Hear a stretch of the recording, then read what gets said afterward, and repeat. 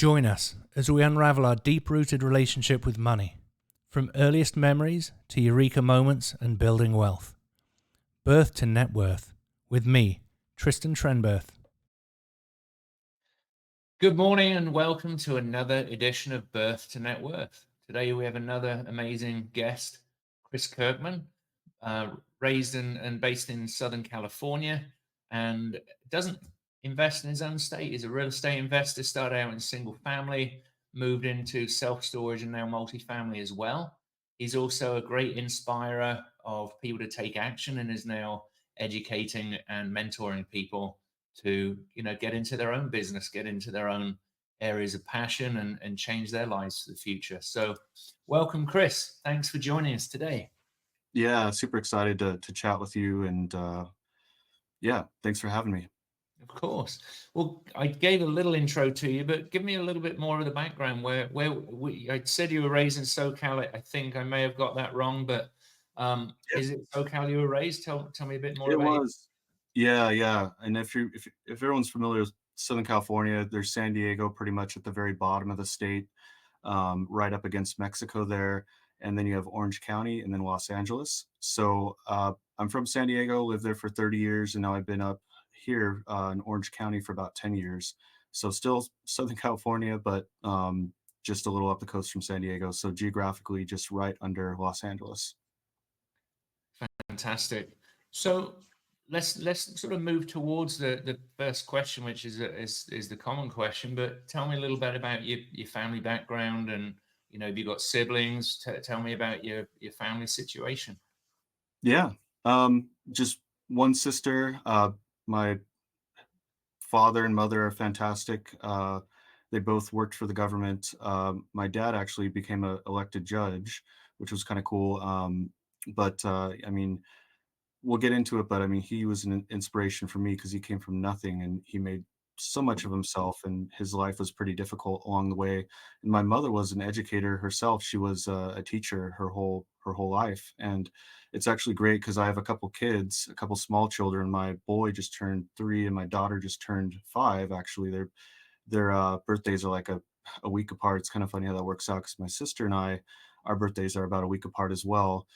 And it's awesome because my mom being a teacher, she's so great with the kids, and my dad's great too. And they moved from San Diego up to Orange County a couple of years ago, so they're pretty close to us and the kids, and it's just great to have the whole family together. And my wife's family's up in Los Angeles, so they're pretty close. So very family oriented, but I don't invest in my own state, and we'll kind of get into that a little bit. But California is great for certain things, but I just don't buy properties here. Got it. Fantastic. Yeah, my kids are 2 years and 6 days apart as well, so I Wow. understand that as well. So, but yeah, so let's head into it, Chris. What was your first kind of memory or experience with money that really set your relationship with money and how you related to it moving forward? Yeah, I remember it. I was really young. I forget what age I was, but there was something I wanted to buy. I had an allowance, but I mean, it wasn't really an allowance. I had to do certain chores, certain tasks around the house. So I got the concept of having to work for money and do certain things in order to get that. And it wasn't a lot. Like my parents did pretty well, but they didn't spoil me. I wasn't the kid that had every video game console growing up, or I only had one pair of shoes. Some kids had a lot of different shoes. Um, and anyway, so yeah, so I wanted to save up for this one toy, and my parents wanted me to buy it.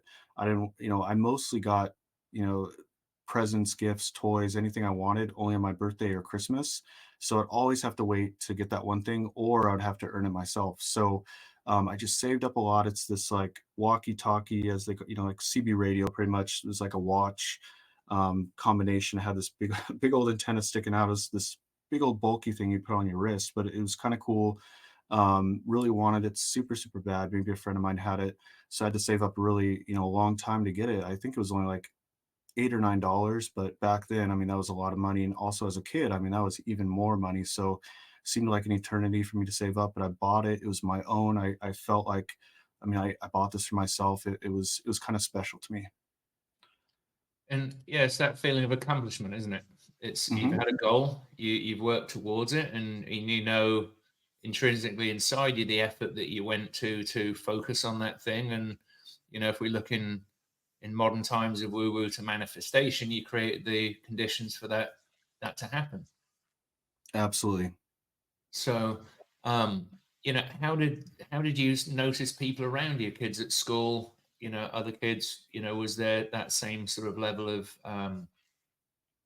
assertion and intent to accomplish things like that? Were there other kids, or you mentioned shoes, a lot of other kids maybe have had a lot of trainers and kicks and that type of stuff. I know that was a thing still these days, I think, as well. How did you, and I think in our younger days we compare or contrast ourselves a lot of it around things that we see, which are in the big picture very small things, but they can mean different things to different families. They could be compensation for lack of presence of parents and that type of thing in lives. How did you observe yourself in contrast to other kids and people around you at that Sure, age? absolutely. Great question. So, growing up here in Southern California, we got the surf, we got the skateboard culture, all that stuff. And then later on, snowboarding, I started getting really big into. But all the cool kids and all that, they had skateboard shoes basically. So the first pair was like these Airwalks. They're not really around anymore, but they're so popular. 30 something years ago, I and remember those, yeah. yeah, yeah, super popular, but I already had my shoes, and my parents, they didn't buy me a bunch of different pairs of shoes, so I had to kind of wait for my shoes to get worn out before I got this pair. And I felt real like I was one of the cool kids at that point because I had those. And then, you saw how all the kids would dress, and every year it would kind of change. Different styles and fads would come in, and I'd want to fit in and dress, a certain way or buy something. I remember one year it was kind of ridiculous looking back at it, but there were these T-shirts that had a hood. I mean, nobody would wear the hood, but it was like the style, and for some reason I wanted to wear that because all my friends and kids had those. So it was just like different things like that that I would kind of compare myself with them. But it wasn't necessarily money, but money's what bought stuff. So I thought we didn't have as much money because we can buy these things, and I wondered why all these kids were able to buy these things and have them. And video game consoles started getting big. The very first Nintendo was out, so I had that, but I didn't have all the different video games that were on it. I had friends that had way more than I did. So my parents didn't really spoil me, even though they could have a bit more, but they really kind of showed me that I had to kind of work for things, and life wasn't about just collecting a bunch of possessions. But I still really compared myself with all these other people, and I made sure that when a birthday or Christmas came around, I really asked my parents and Santa for like the biggest ticket item that was like the coolest thing, so that like I really had to be really choosy and picky with what I wanted, because it had to be that like the coolest thing, like the thing that would make me feel like I was would fit in the most, I guess. So there's that, just always trying to, a lot of it was clothing and possessions that other kids had that made you feel like you were worth something, so. Yeah, it's interesting that the sort of the pack analogy of wanting to fit in to the tribe and be alike in so many ways. And as I've got through life, it's the uniqueness that is what we celebrate and look into these days. And I definitely relate to that. I remember there was a company that made wetsuits called Gull, and Oh it yeah. was based in Cornwall. And all the other kids had, not all, but a lot of the kids had Gull backpacks, and they were really cool looking things. Unfortunately, they don't make the backpacks anymore, at least not like they used to. Because even when I went back a couple of years ago, I looked for them to see if they were there, because I thought maybe my kids might appreciate that, or me, even just to get one now at Mhm. 40 something, just to think that, oh, blast from the past, this would be a cool thing just to have as a memory almost, you know. Yeah. Uh, but yeah, so how do you now look back as a father and as an adult to how your parents worked with you in that way? I can see that maybe as a result of that, and I strongly lean towards that possibility that them working with you in that way to set you up for not being spoiled, to appreciate the things that you did have, and to put some intention and effort into those things that you chose very carefully, particularly at Christmas and birthdays and that sort of thing. How is that manifested in your approach to life, maybe through your 20s, 30s, and I don't think you're in your 40s yet, are you, Chris? I am. I just turned 40 this year, so I'm just now now in that realm. Yeah. Um, but yeah, I mean, it's made me appreciate all that a lot more. I mean, I definitely spoil my kids more than my parents did, but I try not to too much. You know, my kids have more than one pair of shoes. They outgrow them pretty quickly, but you know, we donate all the ones that they outgrow, or give them to friends and family. You know, if they're still in good condition, but my boy doesn't keep them in good condition, so his don't really last that long. But yeah, I try to show them what money's worth.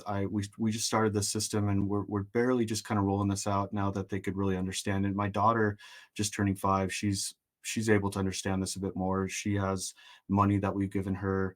Um, and she holds on to that and is kind of learning what that means, and we tell her how much things cost. She's kind of understanding what value money brings, and what dollar amount buys you what. And we're starting this like chore sort of thing that I kind of grew up with, where like, hey, you can earn some money by doing these things that, I mean, of course you want your kids to do, pick up after themselves and things like that, but those who have kids know it's easier said than done. So we're trying to, give them a little bit of that, and it's not just an incentive, but like they're going to feel like they're earning something, um, in order to make a purchase, in order to get some value. They're trading the dollars for something that's of value. Maybe my son wants this monster truck at the store. It's maybe $2 or something.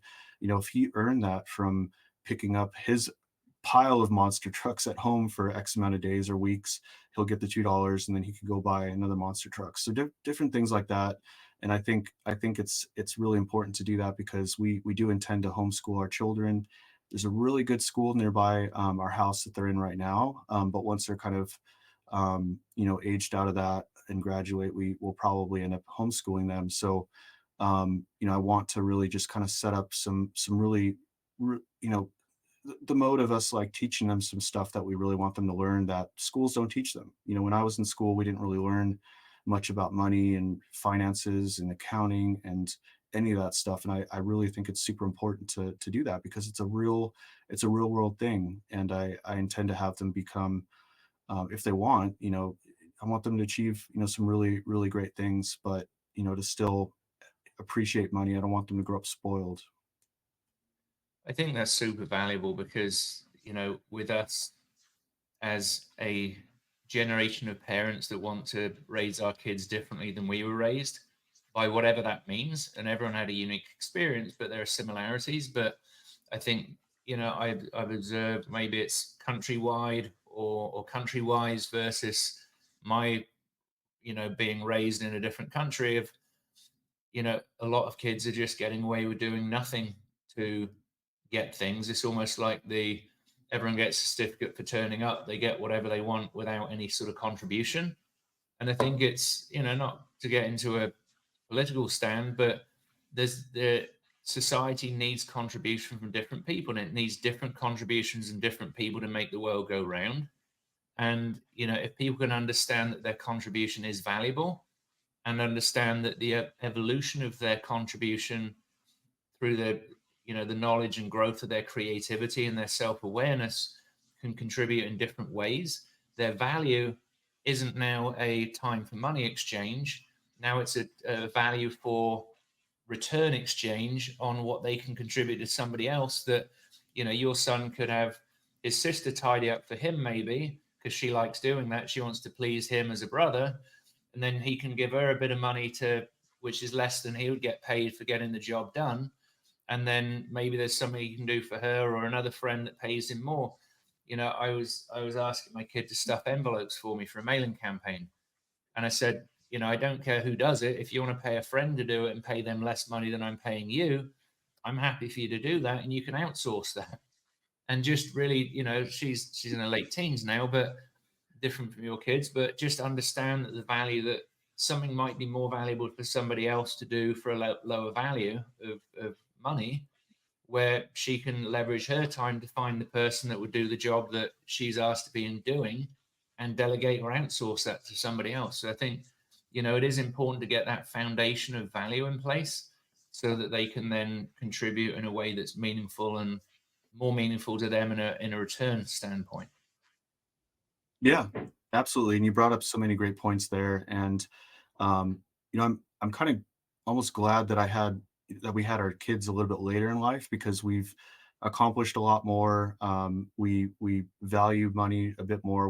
We're way more financially stable. We're able to teach them a lot more stuff, more wisdom, and all that. And in some ways, I wish we had them sooner, because we're definitely gonna be a little bit older parents now that we're in our 40s. But anyway, yeah. So the thing is, I I I wanted to touch on the whole that value thing, showing them that. So I did that as a kid.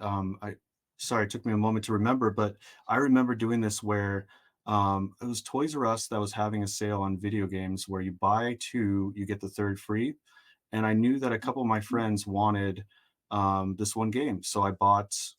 I think I wanted it too. I got two copies, got the third for free, but I charged them a little bit less than full price, so they still got a discount. But I got my game pretty much for free, and you know, they were able to, of course, get the game at a discount. But really, they could have just bought it for a few dollars more. But I saw that whole like way of almost out, it's not quite the outsourcing thing, but just trying to be smart about how you might earn profit off of different things like that. So that's something that I like, that whole idea of like, hey, if you do this chore for me, I'll pay you a little bit for it. I'll have to kind of teach them about that when we start doing a little bit more of that.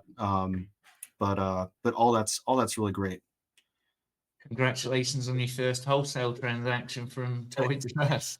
Yeah, and I I did feel bad about it, kind of, which is weird.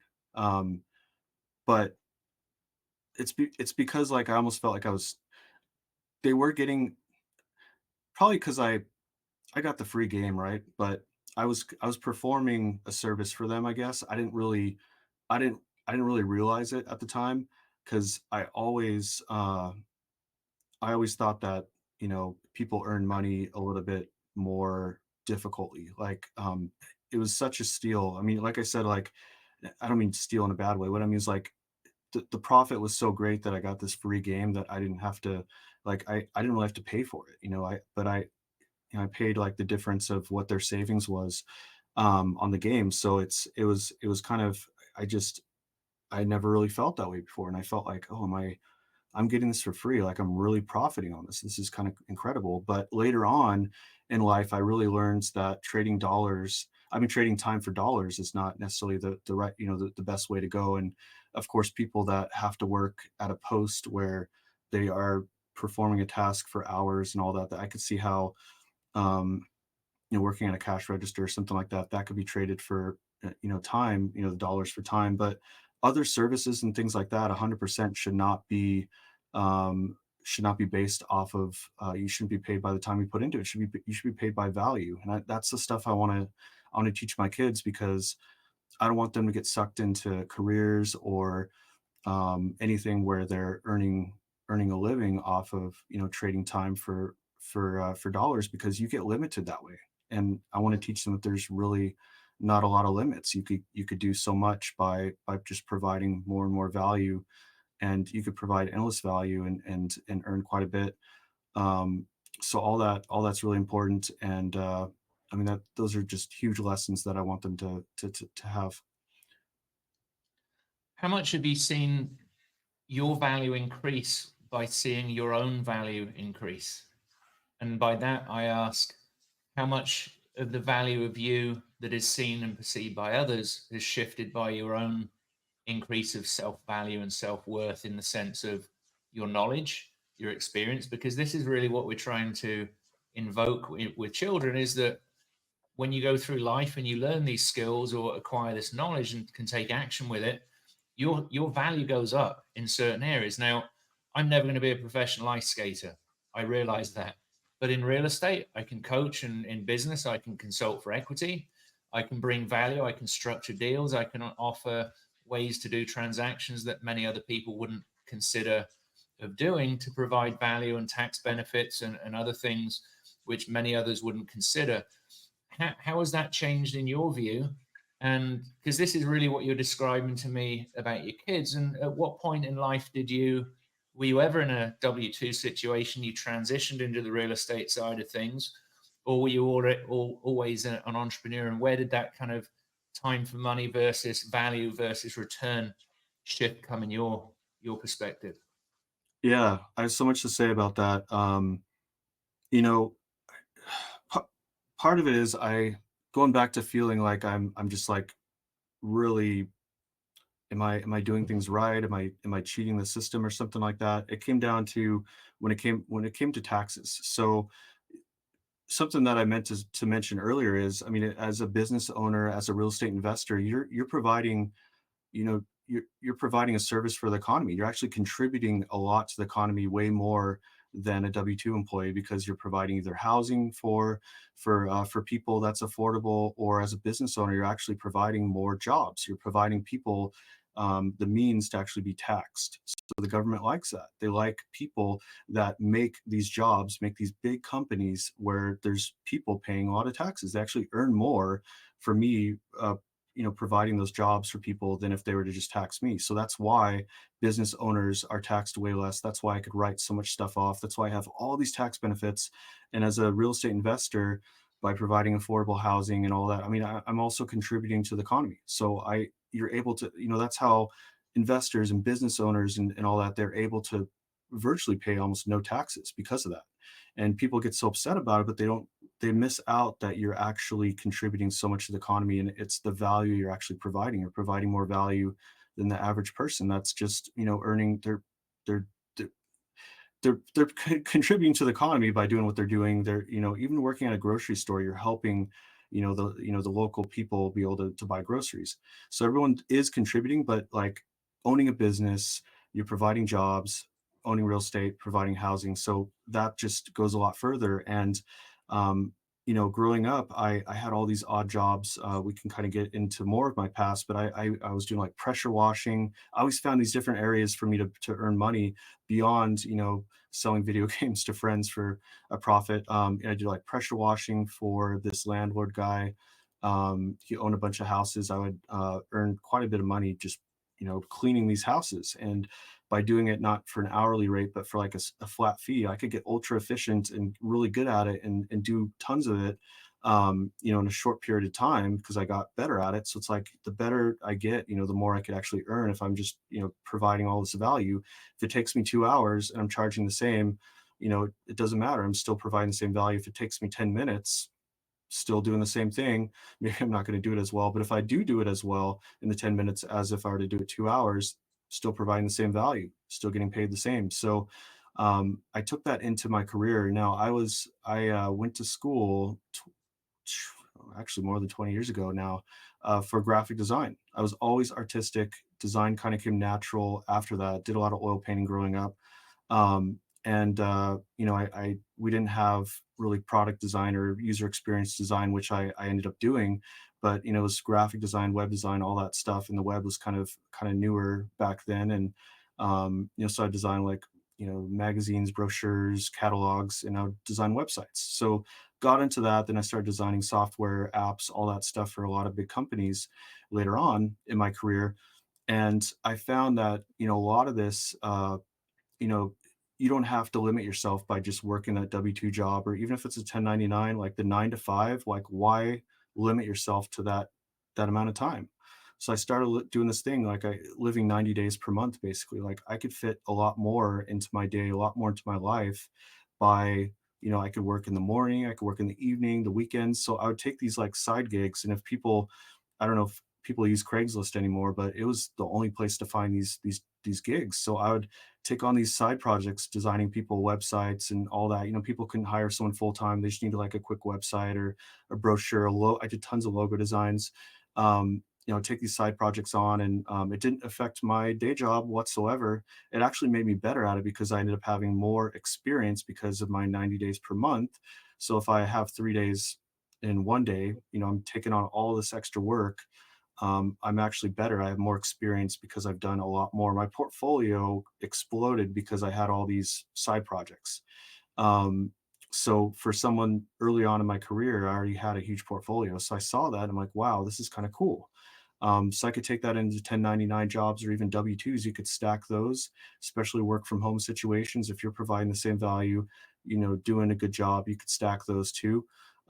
So I ultimately ended up doing, you know, things like that. You could earn a lot. And I saw like, wow, I mean, I'm providing value. I'm like getting promoted. People love the work I'm doing.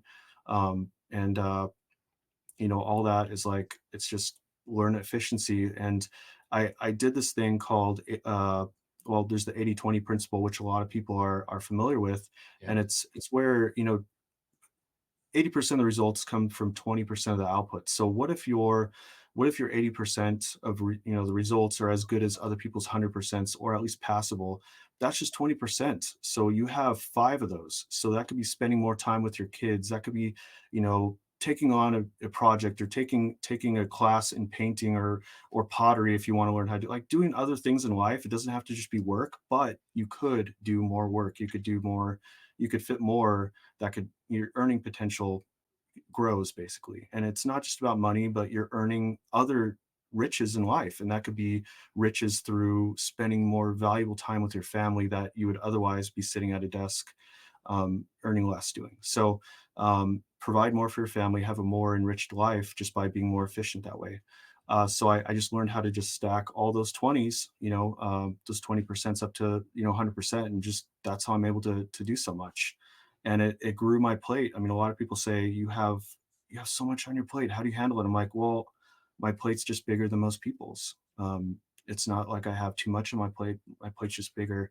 And you learn how to grow that plate by becoming more efficient. And you know, I want to teach my kids that. I want them to understand that, like, you don't have to be confined to that 9 to 5. You don't have to be confined to just certain hours you can work in the day. You could do a lot more. You know, start that business. You could, you know, sure, you might not earn anything for the first year or something, but your earning potential grows so much more if you put the hard work in and really grow that business. You know, and you're providing value at that point. You know, people get upset by these business owners making so much profit and all that. But look at the value they're providing. They're the ones that made nothing for years. They're the ones that had those late nights, that made those sacrifices to make the business what it is. So yeah, let them sit on their yacht. Let them, you know, sip Mai Tais on the beach. You know, just it's just perspective, and people just don't understand it. And a lot of the time they're just not willing to put the work in. So another thing is, I don't take advice from people that haven't done it themselves. So there's a lot of naysayers, a lot of people that are against all this stuff. And I'll probably get some flack from some people watching this right now, but you know, you just gotta have, you know, you gotta shift your mindset. And a lot of my education, a lot of the education I put out, I mean, you know, the coaching I do, you know, all the stuff I put out, courses, you know, I haven't done the most. I'm not the smartest person out there, but what I do for others is I show them how to get started. I motivate them. You know, I inspire them to take action. So I'm a huge action taker. A lot of people, they might go through a coaching program, a course. You know, they learn all this stuff, and this really ties into real estate or, you know, business. They learn all this stuff, but they're like, I don't know where to get started. Like I don't know if I'm underwriting this property properly. I kind of know how to do it, but is the numbers right? Or like, where do I find private money to invest in my thing? It's like all those different things. So I basically sit with people and hold their hand through the process and inspire them to get started. And I'm there with them, walking them through the process. And I'm not the most qualified or accomplished person who's ever done this, but I have the ability to inspire people because I know how to trade you know, value for the dollars, and I show people how to do that themselves. And it just, the first step is taking that first step. And I know that's a lot to kind of take in, but in essence, that's kind of how how I've seen how you could really trade a lot of value for dollars, and a lot of people just don't have that mindset. It comes down to just having a shift in that, and that's yeah. Yeah, I think that, so many people have seen it successful. They make a lot of money suddenly in the public eye, but it's they've been under a shell for 10 years working. They're a 20-year overnight success because they didn't share the successes with people. I feel in a similar way. I had a conversation a couple of weeks ago in California, and I was talking to somebody, and I'm not very vocal about what I'm doing necessarily, and it's almost an imposter syndrome of, do I want to put things on social media? Probably not, but it's kind of unfair for me not to inspire others. I'm realizing to not share the accomplishments. Again, not the most successful, not the highest volume of deals or revenue, whatever those things are, but from somebody that's come through divorce, child support, all of those types of things, self-limiting beliefs, all of these types of things in my midlife. Like my platform is Midlife to Millions. It's my job to really inspire others that have been through similar or dissimilar situations, to inspire them that it's not too late to take action. It's not the fact that they haven't got to that horizon, which is always moving. They're never going to get to that horizon, that they think the dream's never attainable, but to find out there's a dream a lot closer with inspired, focused action, even if it's just small steps. The compounding of me losing 70 pounds since December, it wasn't an overnight thing that, oh, well, I woke up this morning a lot lighter. It was intention over a period of time, days where I didn't stick to my calorific reduction or whatever it was. I went over a little bit, fluctuated here and there, but it was the overall actions that took me to that place. And it works the same in business, finance, and everything else. It's just understanding what is the goal. And we can often attain that goal a lot sooner than we anticipate, because it's unreal and unrealizable to us until we start on the path, and then we see the changes, the compounding, and then we look at the 80% of, well, the fact that I've been to the gym 3 times a week isn't really the biggest reason I've shed weight. It's been part of it, but the diet has been the biggest thing. And adding cardio and the other sort of fitness that comes along with the health. Same in business. It's, yes, I might be working a day job, but I can do a little bit here. And like you said, by doing those things outside of your day job or your main job, you were more focused on your day job when you were there, to be able to be focused on those other areas, which is why you can stack those 20% in 3 or 4 different places to create another 80%, which is an 80% of 4 places instead of just one, to now result in exponential results that don't necessarily add up to the normal person's distracted vision of, well, I can only do this one thing, and be confronted by the fact they're not focused and they're not intentional about where they're going and where they've been, and realize that it's disempowering to them to be in that position. Yeah, So absolutely. Yeah, and uh, I love watching your journey with that. And as I've gotten to know you, it's great that you put all that on social media. I mean, you're definitely an action taker, and that's what I love seeing. The theme for this year, I have 3 words: discipline, consistency, and resilience. And I have that. I created a background on my phone, and that's what I look at every time I unlock my phone. And it's a reminder. And the first video I shot of the year that I put on social was just realizing that that was the theme for this year, and that's been the theme that's gotten me really anywhere. And you just got to do that. I had that imposter syndrome about coaching, about posting stuff on social, all that stuff. But really, that's what's been the most inspiration for people. I feel weird about it. I'm like, oh, am I bragging about this? Am I?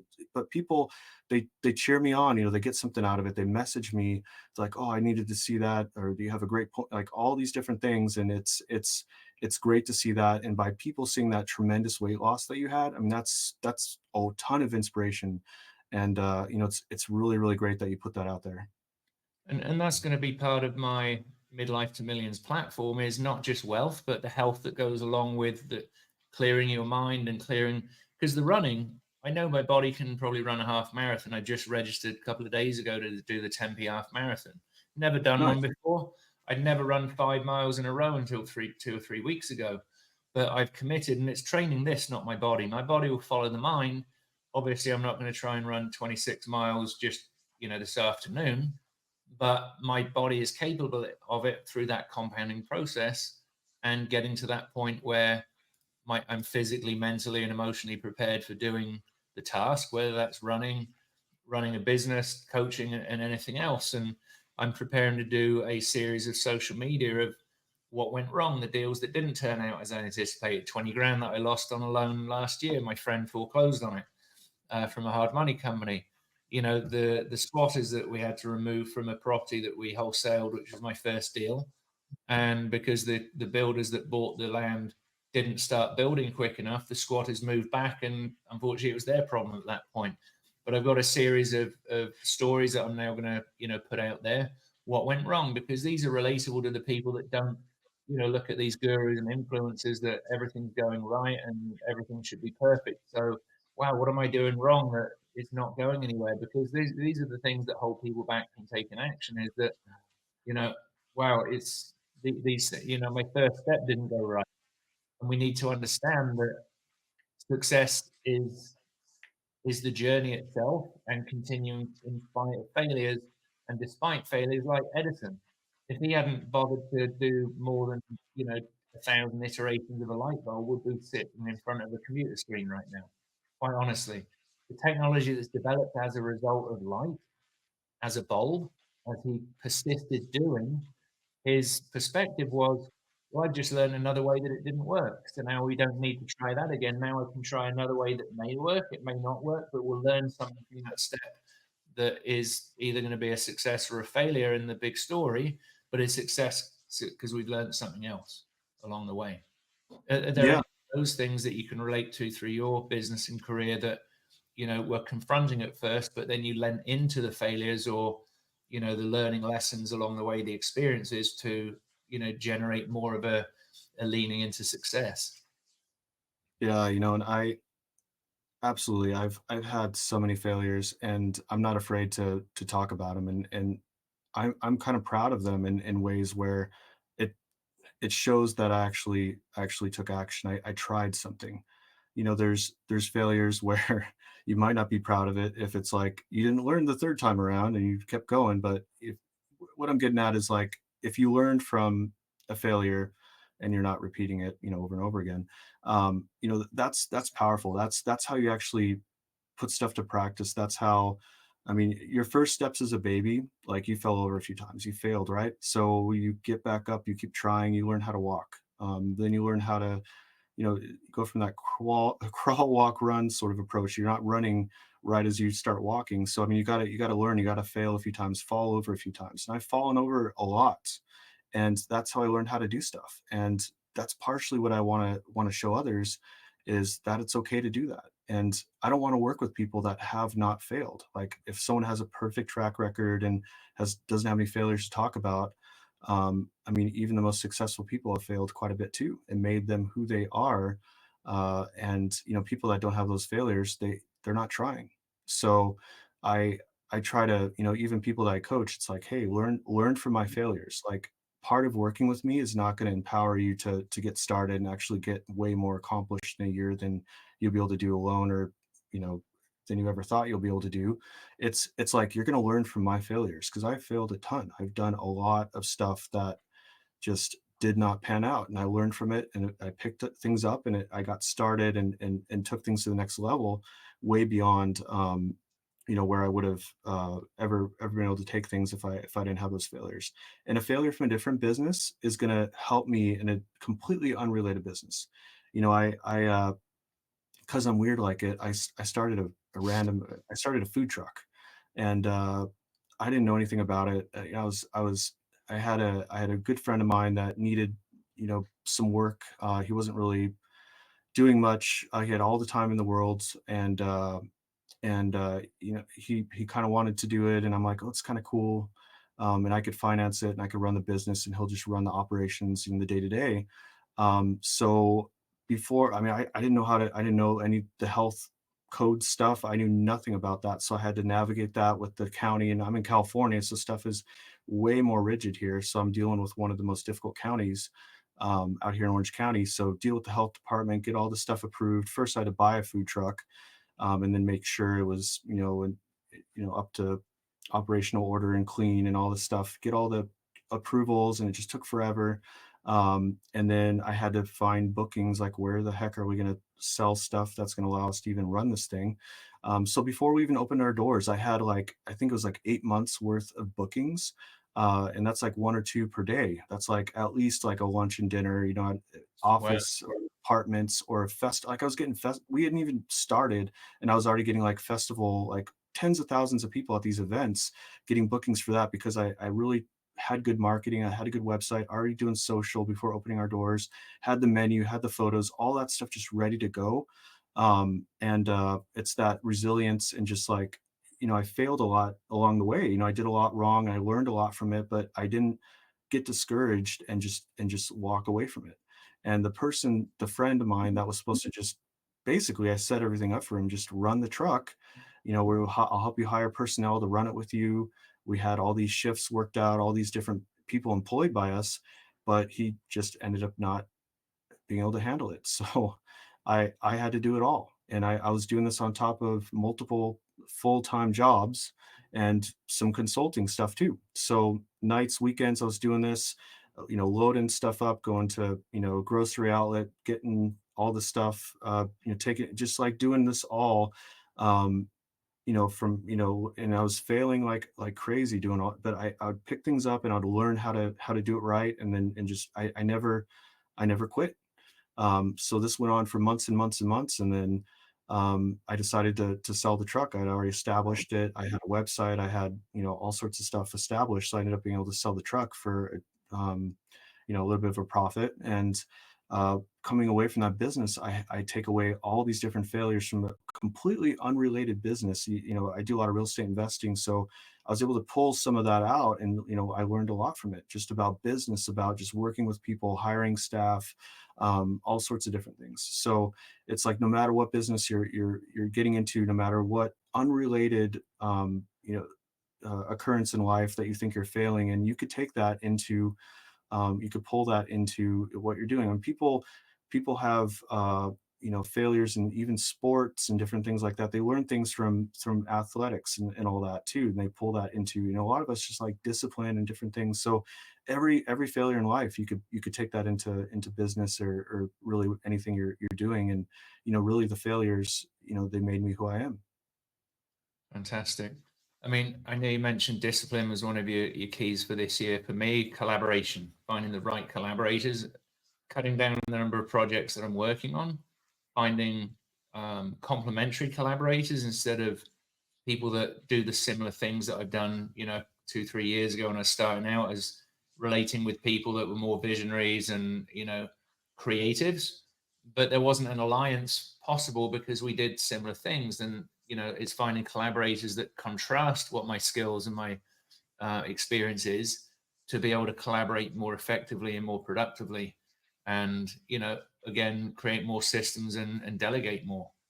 Coaching is on the list for this year as well, setting up this platform, just starting out with that, and just imparting my knowledge and sharing. I think I might do like a Failure Friday, piece of content each week. Just do a short form, maybe do a little longer on YouTube, that sort of thing, and just divide my time into more. I've kind of done time blocking, but it hasn't been structured around certain parts of businesses that I have. Obviously, you, myself, but many people have multiple businesses, but to be more structured in, right, Monday morning is going to be XYZ LLC. That's going to be the focus. And when I need to do something for one business over, 3 days a week, I'll do, 3 days a week, couple of hours, just break things up a little bit more. Again, comes into that discipline. It's the compounding of things over time, building the brand, building the reputation of whatever it is that I'm working on, or launching, or just building deeper to a point. Maybe I exit that at some point. Maybe it's just a continuation of business and pivoting, but bringing consistent value to people in a certain particular area.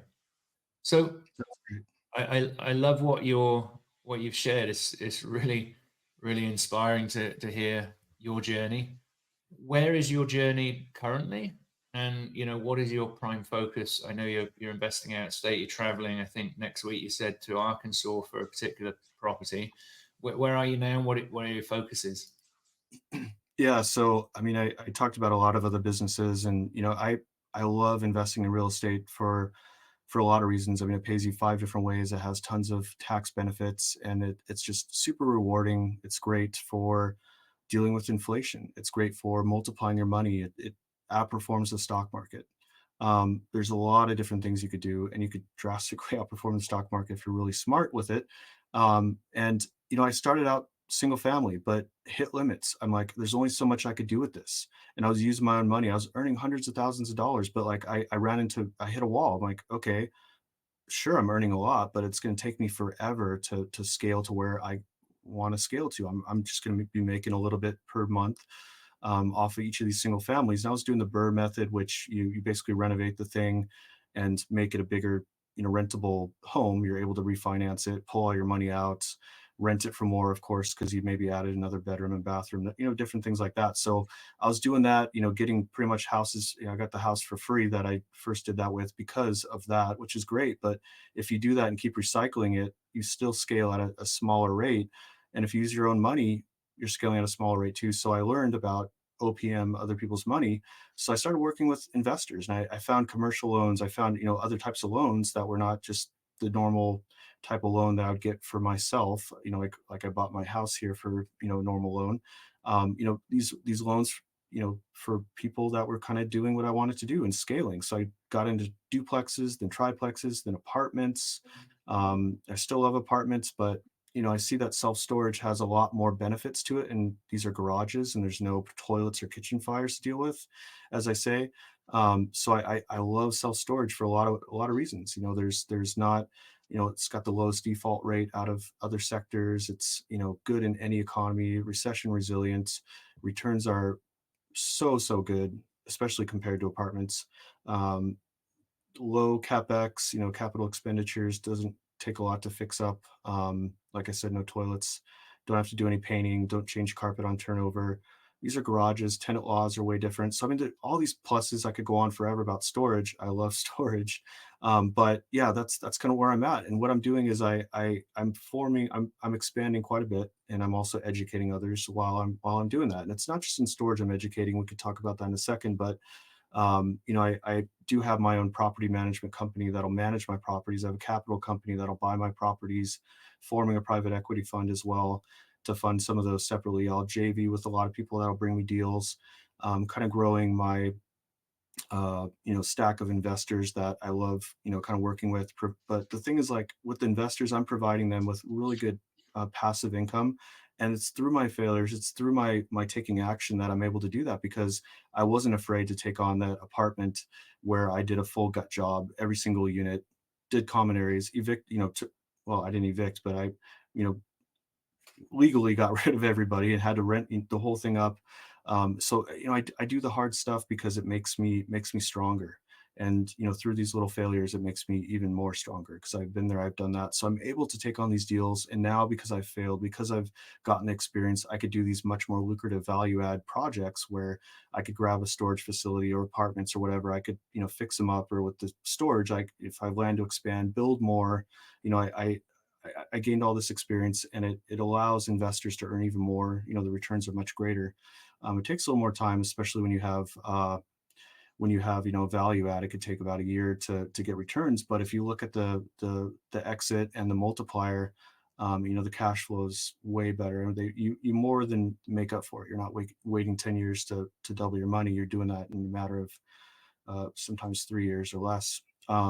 But yeah, so that's kind of what I'm about. I do a lot of storage. I have a storage brand, Store Plus, that I'm using for my storage facilities to expand to. I am going to Arkansas. We're grabbing another facility out there. I've never been to Arkansas. I've been to most states, but probably not Arkansas. Maybe I drove through a corner of it sometime going from one state to the other, but never really stopped there. Um, it's Hot Springs we're going to, really beautiful area. So looking forward to that. Grabbing some other facilities in Texas. I mean, I invest everywhere, Michigan, but I don't really invest in California. And I live here, love it here. Don't, like certain aspects of it. And part of that is just properties are really tough here. The government makes things really difficult when it comes to being not only a landlord but construction. And I've done flips here though. I've done that, some construction too, but I won't own rentals here. I love going to states that are a lot more friendly to investors. So that's typically what I'll target. But really, yeah, I'll invest anywhere. And I just love working with others and providing a good return on some of these investments. Um, and just everybody wins from these. And another thing I like to do is I'm an action taker. I help people take action, and I try to empower people through my coaching and my courses. And I did have the imposter syndrome, but at first, but I realized that, I mean, people are actually, getting something out of this. I mean, one guy that I'm working with, I mean, we got two properties after like a week.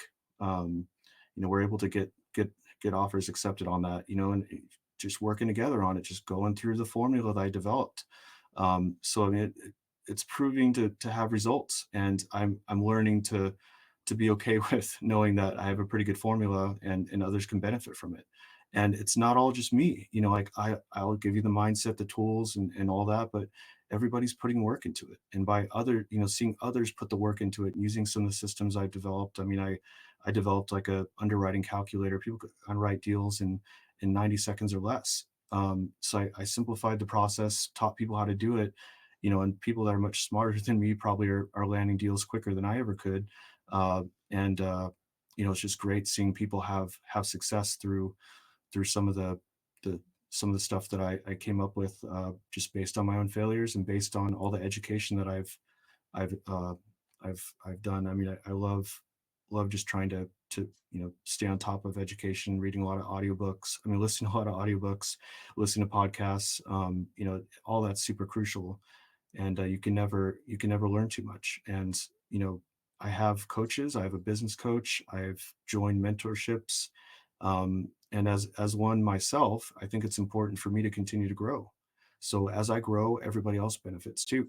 So I love giving back. I love just seeing people, really really succeed, and it's awesome. I just want everybody to win, and everybody can. I mean, I know they can, and part of it's just thinking differently and putting the work into it, and being resilient, and being disciplined. I wasn't always a very disciplined person, and what really helped is waking up at 5 a.m., every single day, even weekends, even on vacation sometimes. If you could do that, you could pretty much do anything. And it's terrible. It's brutal. I was not a morning person, but I get hours to myself where nobody's bothering me. I could really ease into my day, but tackle emails and get, get caught up on things. But I'm also doing a hard thing that I couldn't do before, and I'm doing it consistently. That consistency is another thing that really can help you succeed. So it's helped me in every aspect of business, by being consistent and putting the work in, and having some form of discipline, and being able to take on these challenges and not give up. And that's really what I'm about, and what I try to empower others to be able to do themselves. Fantastic. So tell me three books that you read earlier in your career that changed the beginning of your career. Well, a lot of people, they'll say Rich Dad Poor Dad, and that actually was instrumental. Reading it again later on, I it's like, oh, okay, I remember it differently because it was more impactful the first time I read it. And it's really inspiring, and it helps shape, your focus. I mean, your mindset really, and think of things a little bit differently. And that really just, I wanted to get into real estate really bad, for years. Been doing this almost 10 years. And it uh it really just made me just shift how I think about things, and it like empowered me almost to be able to just finally take that leap, and to just go after it. And there's that. um Seven Habits of Highly Effective People. I think that's what's called. I need to reread that. That was really instrumental. And then Think and Get Rich is a really really good one. Um, or is it Think and Grow Rich? See, I have learning disabilities. I have ADD, so I forget the name of stuff, and overcoming that is another superpower. I think if people that overcome any sort of disability or anything, makes them stronger. But anyway, yeah. So those are three books that were really. I mean, they're not. I mean, Rich Dad Poor Dad's real estate related, but all these books can be applied to any business or any type of thing that you're into. Um, and Yeah, reading is so important. And if you're not a reader, listen to an audiobook. You're stuck in the car driving somewhere, put an audiobook on. You're at the gym, put an audiobook on. Out for a jog, put an audiobook on. And it there's always ways to kind of get through this stuff. And this will you'll learn so much. I think one year I went through 80 audiobooks. It was crazy. I can't do that anymore, but it's I learned so much that year, and that really helped me get a lot further just by absorbing so much information. Yeah. So what are three books that you've read maybe in the last 3 months that have made a big impact in your current development? Um, well, I mean, I wish they were a little bit more on general development, but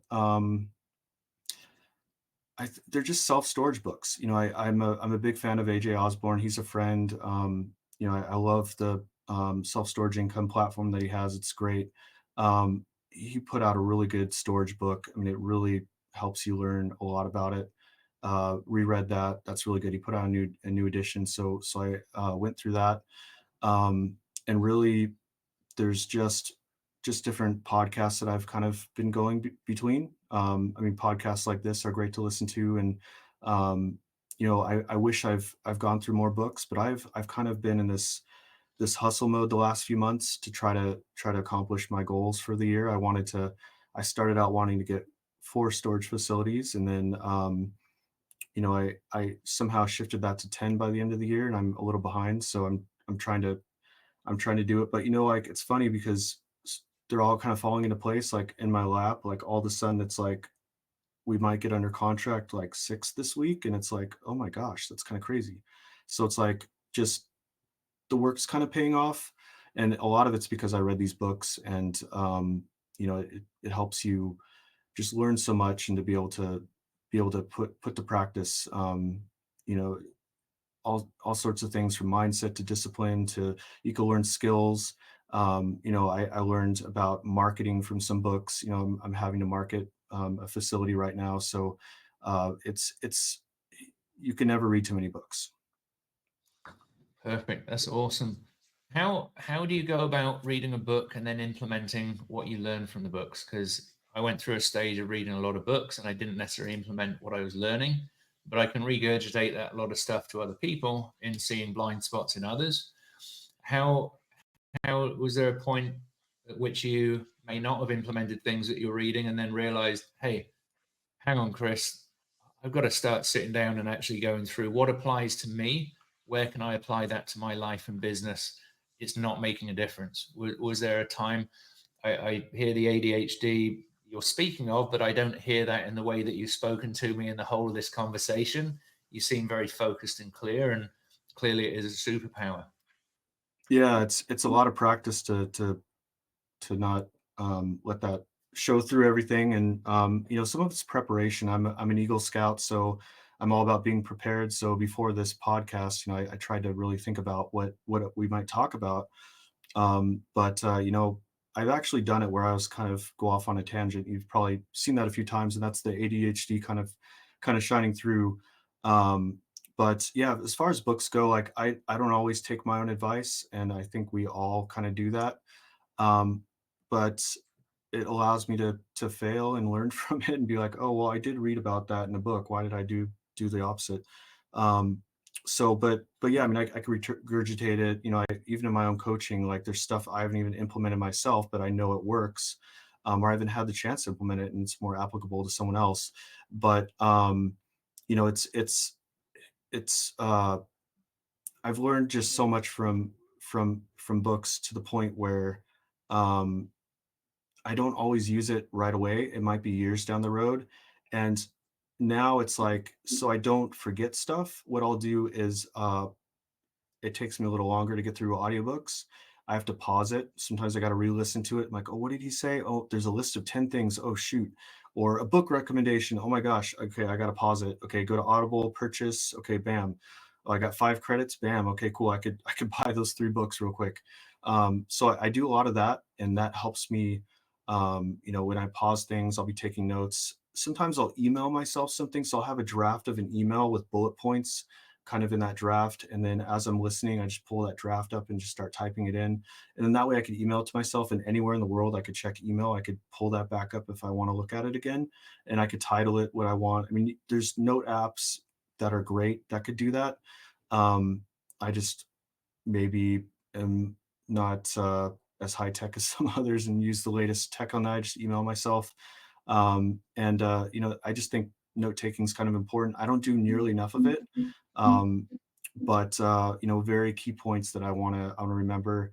I definitely take notes of that, and it's vital for me to go back and reference that information, because I don't want to have to reread that book to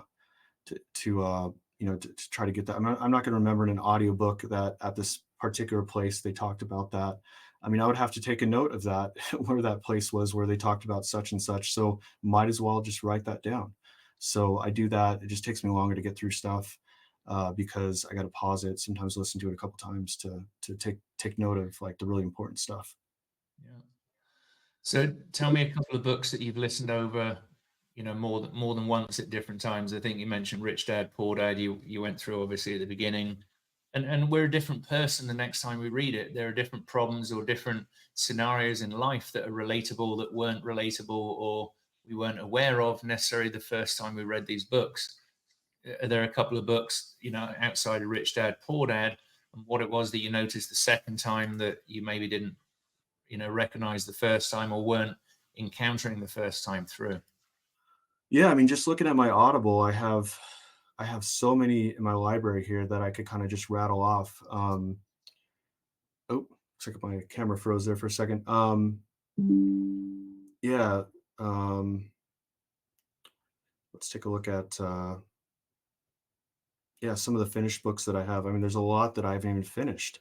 From Good to Great, Good to Great's a really good one too. I learned a lot from that. I'm on my second time on that.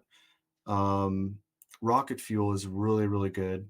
Um, I haven't gone through twice on that, but I intend to. That one's really, really good. Think and Grow Rich. I got it right. I said Get Rich last time, but Think and Grow Rich is great by Napoleon Hill.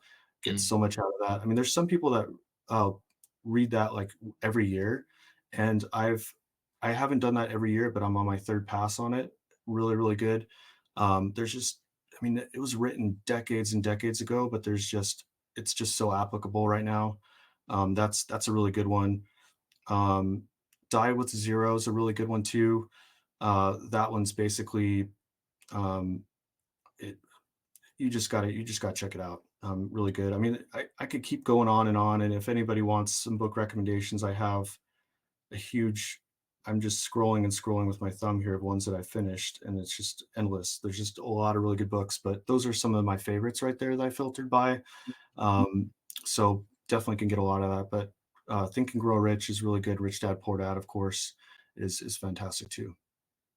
So I think that it really is, it resonates with you and many others that just because you read a book once doesn't mean that you're done with a book, that there's other things that you can gain from the books that you didn't before. And, you know, rereading some of this content is important. I mean, one that I listened to, I think it was at the end of last year, was Outwitting the Devil, and it was the edition that Sharon Lecter had been a part of, because Outwitting the Devil, as you may know, wasn't released during the life of the author.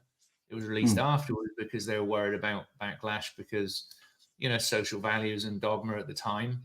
It was released, I think it was 10, 20 years ago now, and this was a re-release with Sharon interjecting with commentary and comments in the book. And it was a really, really great read. And, not necessarily business related specifically, but, covered business and personal growth, and one that I'm definitely going to go back to again. Very much enjoyed that. Yeah, Um, that sounds great. I'm glad. Like I mentioned, probably I'll go into my Audible and I got some credits that are unused. I'll probably grab that one. That one sounds fantastic. And you're right about re-listening to books because the first pass, even if it's been years, you're at a different stage of life at that point. You know, you've learned a lot. Hopefully, you've grown a lot. Like I never want to be exactly where I am a year from now or even a month from now. Like always continuously grow, and all that's important. So I know I'm already growing. So reread books that are impactful in your life. I mean, all that's like super, super important. Yeah, I think Way of the Peaceful Warrior was one that I read kind of back to back earlier this year as well, which was a really great book. I really enjoyed that one. Also, Quiet Mind, Epic Life by Matthew Ferry. Mm, Matthew Ferry's dad, Mike Ferry, was a big real estate trainer, or is a big real estate trainer for yep, agents. His dad was coached by Earl Nightingale, that was coached by Napoleon Hill. So great yeah, lineage there, and amazing perspective on life as well. So as yeah, we wrap up, Chris, what are you moving into in the future? What are you looking for as far as assets now? What are you looking for in coaching clients? And how can people contact you? Obviously, we'll share your social contacts, etc., in the bio below. But what are you looking for? The next 6 months. Who are you looking for as coaching clients? And how can people reach you? yeah, absolutely. So, just looking to continue to grow my real estate portfolio, mostly storage, but going to get a little bit into hospitality as well.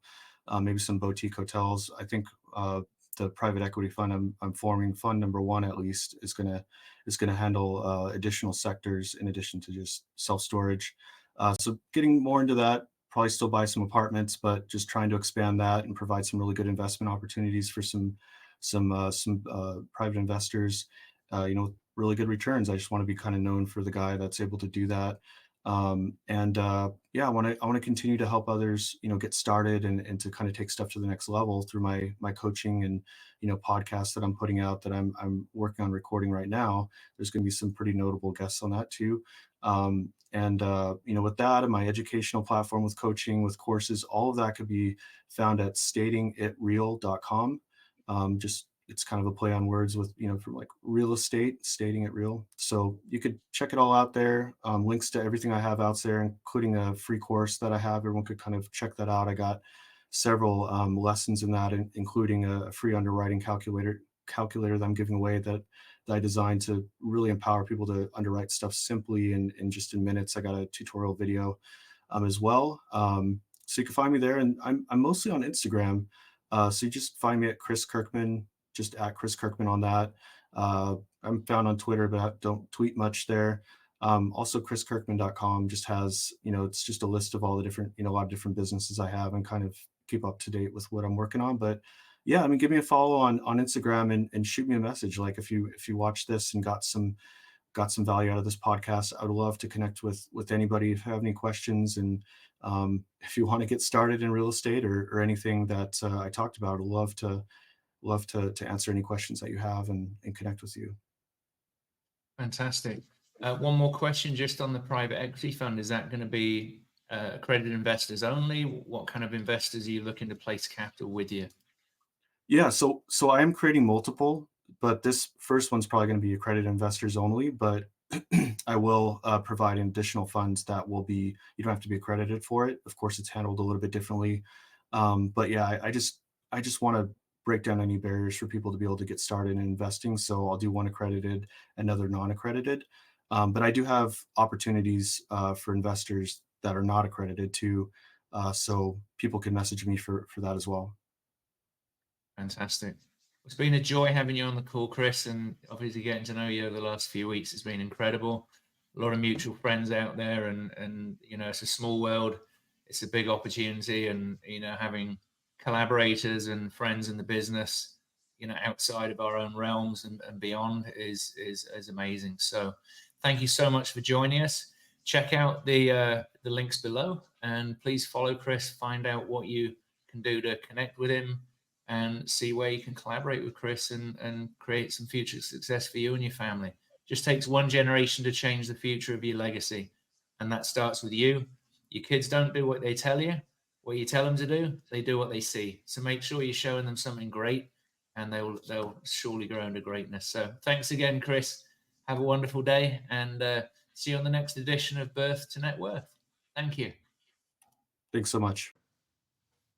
Thanks so much to Chris. Reading is such a big part of development, and that book list is underneath here.